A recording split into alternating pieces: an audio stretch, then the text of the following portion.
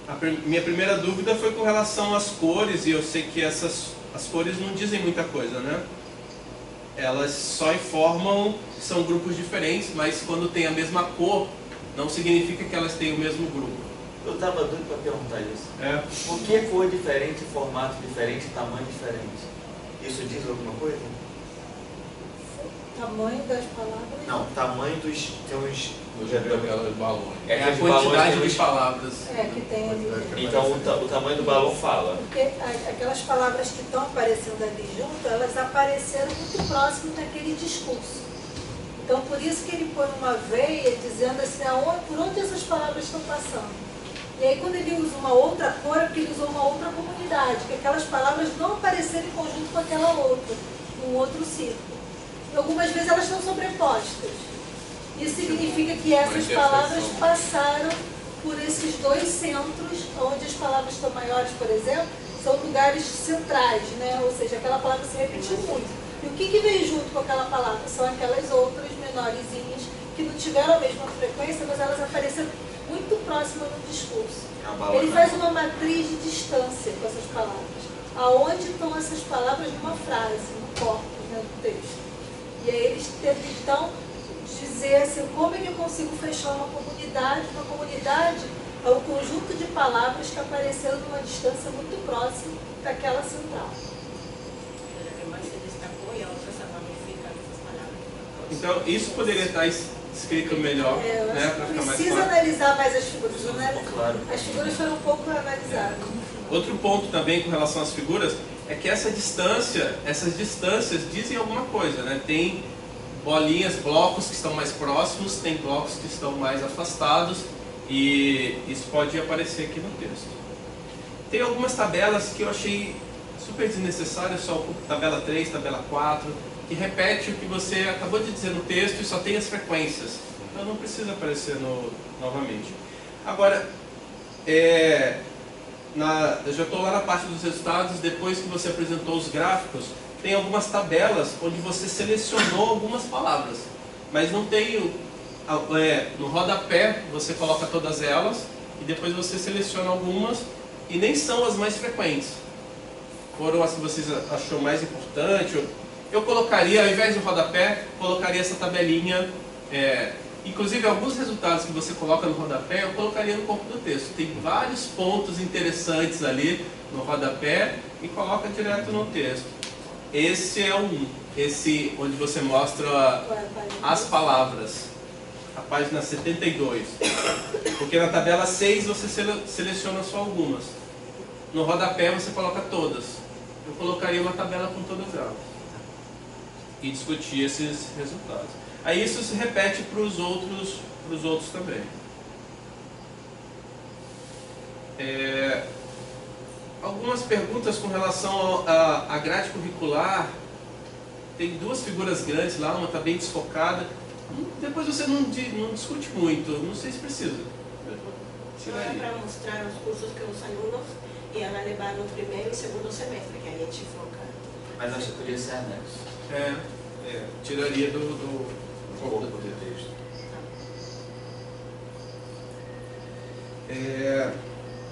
Bom, nos resultados eu conheço um pouco mais da realidade da Unirio, e eu sei que historicamente a evasão lá tem diminuído muito, e tem diminuído por conta da intervenção dos professores. Então teve cursos, teve turmas que evadiu todo mundo, nos formou um aluno, depois entraram alunos de outras instituições que continuaram a turma, né? Mas evadiu todos os alunos, a turma não tinha. E depois que a universidade, o curso entendeu que era um curso de licenciatura e não um bacharelado enfraquecido, e começou a abraçar isso realmente, começou a haver mudanças de fato na quantidade de alunos que permaneciam. Outro ponto que eu acho fundamental, e eu vejo muito lá na Unirio, é essa aproximação entre os professores e os alunos. E eu acho que esse vínculo afetivo, seja ele acadêmico o social é que faz o aluno permanecer e é o que a instituição, o professor, pode intervir de fato. Então, é uma tentativa de tornar mais agradável o vínculo dessas pessoas e criar de fato vínculo. Então, o aluno está envolvido em projeto de iniciação científica, em extensão, em pesquisa, em projetos extras. Isso vai fazer com que o aluno de fato permaneça no curso. E aí no seu questionário tinha algumas perguntas que você acabou não analisando, que falava se ele tinha bolsa, se não tinha bolsa. Eu acho que por ser alunos do primeiro semestre, talvez eles ainda não tenham tido tempo para se envolver em projetos desse tipo. Mas provavelmente ao longo da pesquisa você vai perceber que esses vínculos fazem com que os alunos permaneçam na universidade. E aí eu acho que a instituição, né, os professores, a universidade poderia pensar em promover uma quantidade maior de vínculos para que os alunos permaneçam. Bom, outro ponto que eu queria levantar é com relação à continuidade da pesquisa. Eu já vejo 2 artigos, um mais qualitativo, um mais quantitativo, depois que você fizer as análises.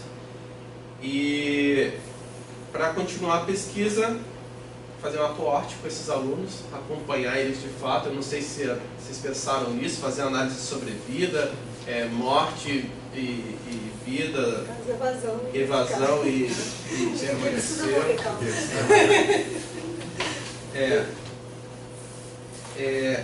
Alguns questionamentos também com relação a alguns alunos falam que o professor de matemática influencia bastante a permanência dele, mas eu, como dou aula lá na Unirio para vários cursos, eu sei também que o professor de matemática decide a opção por outros cursos, ou seja, alunos de pedagogia, alunos de enfermagem escolhem o curso por conta da rejeição à matemática, uma experiência ruim com os cursos de matemática. E aí quando você chega com estatística, que eles associam diretamente com matemática, é um choque. E aí cria uma resistência, mesmo eles não sabendo o que é estatística de fato. Então, tem lá na grade estatística, eles já associam com matemática, coisa ruim, é chato, é desagradável e vai ser muito ruim. A gente tenta desconstruir isso todo semestre. E é um desafio grande, né? E eles relatam também que a opção pelo curso vem muito por experiências ruins no ensino fundamental e ensino médio. E eu queria também pontuar, voltando lá em algum dos gráficos, a questão do dinheiro ficou bastante marginal na escolha do curso. E isso, para mim, eu achava que era um pouco diferente. Eu achei que os alunos, ao escolher matemática, um curso que vai prepará-los para trabalhar em uma quantidade grande de possibilidades, não só dando aula, mas fazendo depois um bacharelado, indo para o mercado, trabalhar com estatística, atuária, computação. Eu achei que o dinheiro fosse algo que iria aparecer mais forte, e apareceu outras coisas, eu achei interessante. Outro ponto também que eu queria comentar é a questão dos resultados do PISA, do Enem, da Prova Brasil, que fala de uma falta de proficiência em matemática dos alunos. Isso dá a impressão de que a matemática não está sendo bem passada, ou algo desse tipo, e apesar disso os alunos ainda escolhem fazer licenciatura em matemática por conta dos professores, né? E eu não sei exatamente como é que você vê isso, mas como é que eu posso dizer? Essa visão geral de um curso de matemática ruim, de que os alunos saem sem saber nada, ou sabendo muito pouco, ela, apesar disso, ainda influencia os alunos a escolher o curso de licenciatura em matemática. Eu achei isso interessante. E ainda mais é que 50% dos alunos, aproximadamente, são de escolas estaduais, né, públicas estaduais. E que, em geral, são os professores que ganham menos, né, e não são de escolas particulares ou escolas públicas federais. Tem mais uma coisa que eu ia falar que me fugiu agora. Um outro ponto é com relação à formação do professor, né?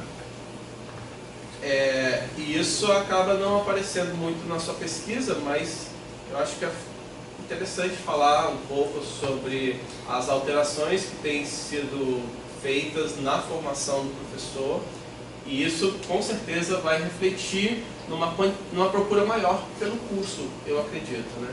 São professores mais bem formados, mais interessados em... Você está falando do formador? Da licenciatura? Da licenciatura. Eu acho que a forma como os professores que no futuro irão dar aula de matemática estão sendo formados está sendo diferente. Tanto aqui na UFRJ quanto na Unirio. E isso vai surtir efeito.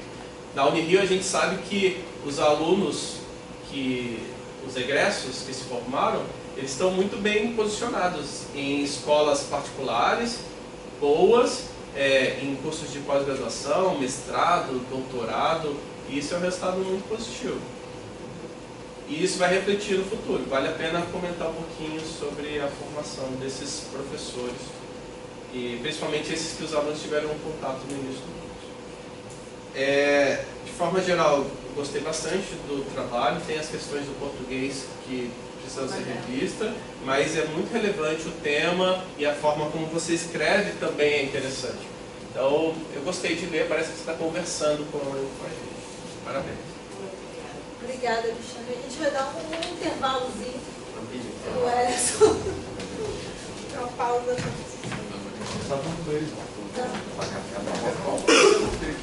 Eu acho que ele vai fazer isso. Quer que eu desligue?